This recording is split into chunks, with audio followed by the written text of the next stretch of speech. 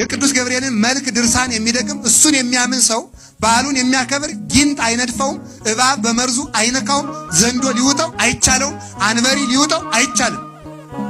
ቅዱስ ሚካኤል ህብስት የሚያቀብል ስንቅ አቀባይ፣ በጦርነት ጊዜ መዋኢ አሸናፊ፣ ሳያደማ የሚያሸንፍ ኃያል ነው። 185,000 የሰናክሬምን ወታደር ጋት ሙሉ የብርሃን ሰይፉን ቢያሳየው በቆሙበት አመድ እንዲሆኑ ያደርጋቸው ኃያል ስንቅ አቀባይ፣ በዚያውም ላይ ቸር ስንቅ የሚያቀብል እንኳን ለሰው ሳሩ ያለ ጊዜው እንዳይቆነጠስ ምሕረት የሚለምን ቸር አባት ነው። እነዚህ አሉልን። ተመልከቱ፣ መብረቁ እንዳያስደነግጠን በመብረቁ ደም የሚያዝበት አሁንም ቅዱስ ገብርኤል ነው። በመብረቅ ላይ ጭምር ሹመት አለው።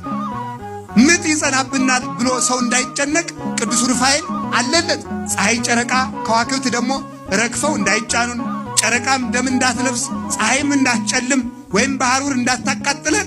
ለዚህ ደግሞ በብርሃናት ላይ የተሾመው ቅዱስ ዑራኤል አሉ፣ እነ ቅዱስ ራጉኤል አሉ። እነዚህ ቅዱሳን አሉ። ደመናውን የሚመግቡ አሉ፣ ባሕሩን የሚመግቡ አሉ፣ እንስሳት አራዊቱን የሚመግቡ አሉ፣ ሰውን የሚመግቡ አሉ። እነዚህ ሁሉ ከበውን ተመልከቱ።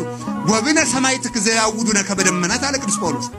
እንደ ደመና የሚከቡን እነዚህ ሁሉ ምስክሮች ካሉልን ያለ እንግዲህ ምን የሚያስደነግጠን ነገር ይኖራል?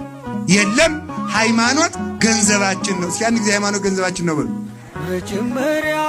ሃይማኖት ምናችን ነው?